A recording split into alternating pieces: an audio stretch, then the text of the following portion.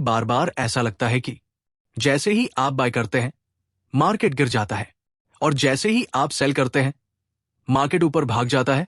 अगर हाँ, तो हो सकता है कि आप गलत जगह पर ट्रेड कर रहे हों।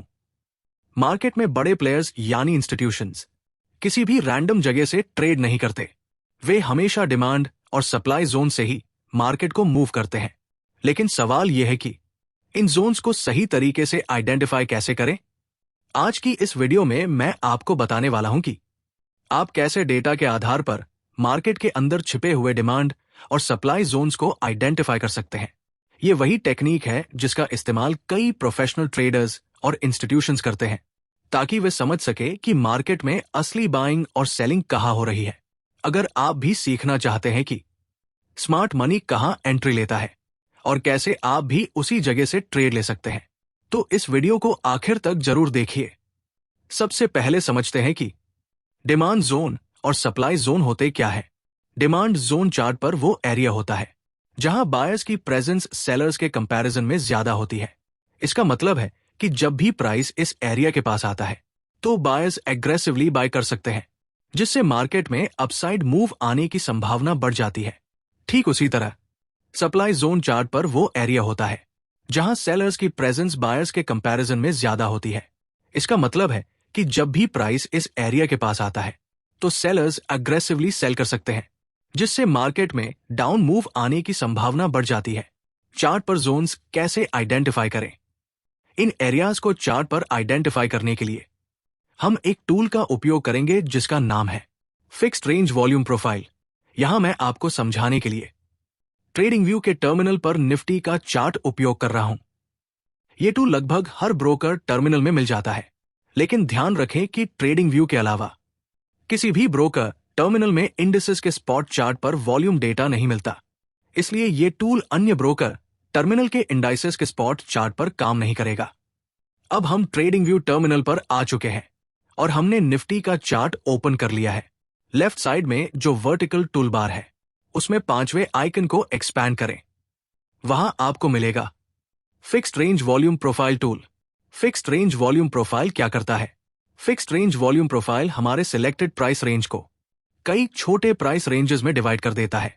उदाहरण के लिए, अगर हमने टूल को स्विंग हाई से स्विंग लो तक प्लॉट किया और उस रेंज में 240 पॉइंट्स का डिफरेंस है और टूल की डिफॉल्ट सेटिंग में 24 रोज है, तो पूरा रेंज 24 हिस्सों में डिवाइड हो जाएगा, यानी हर हिस्सा लगभग 10 पॉइंट्स का होगा। इस वीडियो का फोकस डिमांड और सप्लाई जोन्स है, इसलिए हम इस टूल की डिटेल में नहीं जाएंगे। अगर आप फिक्स्ड रेंज वॉल्यूम प्रोफाइल पर डिटेल्ड वीडियो चाहते हैं तो कमेंट में लिखें FRVP fixed range volume profile. Tool select करने के बाद सेटिंग्स में जाकर इनपुट्स में रो साइज 12 कर दीजिए और स्टाइल में वैल्यूज वाले बॉक्स को चेक कर दीजिए। मार्केट सीधी लाइन में नहीं चलता, बल्कि जिगजैग तरीके से ऊपर नीचे मूव करते हुए स्विंग हाई और स्विंग लो बनाता है। अब हमें चार्ट पर स्विंग हाई और स्विंग लो आइडेंटिफाई करने हैं। सप्लाई जोन मार्क करने के लिए टूल को स्विंग हाई से स्विंग लो तक प्लॉट करेंगे। डिमांड जोन मार्क करने के लिए टूल को स्विंग लो से स्विंग हाई तक प्लॉट करेंगे। सबसे पहले हम सप्लाई जोन फाइंड करते हैं। हमने चार्ट पर स्विंग हाई और स्विंग लो आइडेंटिफाई कर लिया है और टूल को स्विंग हाई से स्विंग लो तक प्लॉट कर दिया है। अब हर हॉरिजॉन्टल बार पर कुछ वैल्यूज लिखी हुई दिखाई देंगी। ये वैल्यूज बताती है कि किस प्राइस रेंज में बायर्स और सेलर्स के एग्रेसिव ऑर्डर्स कितने हैं। क्रॉस के left side aggressive buying volume and right side aggressive selling volume. Supply zone find करने के लिए हमें वॉल्यूम इम्बैलेंसेस ढूंढने होंगे।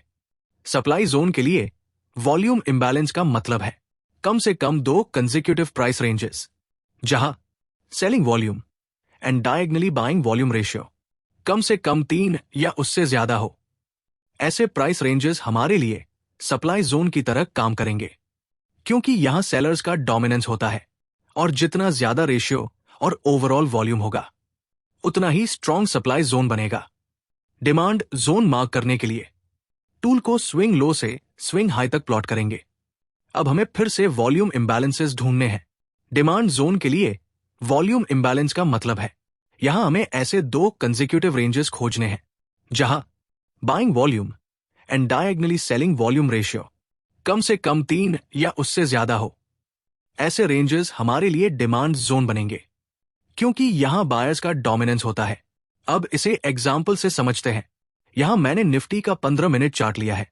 आप किसी भी टाइम फ्रेम में जोन्स फाइंड कर सकते हैं, लेकिन ध्यान रखें, जितना बड़ा टाइम फ्रेम होगा जोन उतना रिलायबल होगा। इंट्राडे के लिए 5 मिनट और 15 मिनट टाइम फ्रेम सही रहते हैं। सप्लाई जोन एग्जाम्पल, यहां हमने स्विंग हाई और स्विंग लो मार्क किया है और टूल को स्विंग हाई से स्विंग लो तक प्लॉट किया है।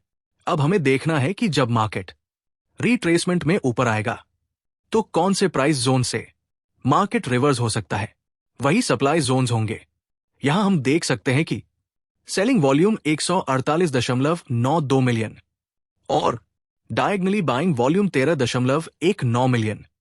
यह क्लियरली दिखाता है कि selling volume and diagonally buying volume ratio 3 से ज्यादा है।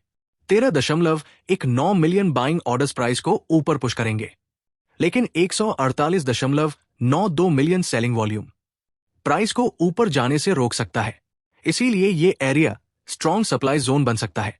और आप देख सकते हैं कि मार्केट इस जोन को क्रॉस नहीं कर पाया और वहीं से डाउन मूव आ गया। अब डिमांड जोन का एग्जाम्पल देखते हैं। यहां हमने स्विंग लो और स्विंग हाई मार्क किया है और टूल को स्विंग लो से स्विंग हाई तक प्लॉट किया है। अब हमें वॉल्यूम इंबैलेंस ढूंढना है। यहां बाइंग वॉल्यूम 38.27 मिलियन और डायगनली सेलिंग वॉल्यूम 9.36 मिलियन।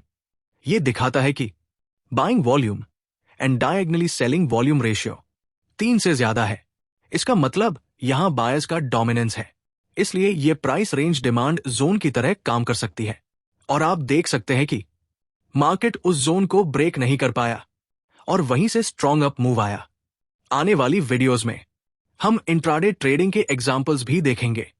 तब तक आप खुद 5 मिनट और 15 मिनट टाइम फ्रेम में डिमांड और सप्लाई जोन्स मार्क करके प्रैक्टिस करें।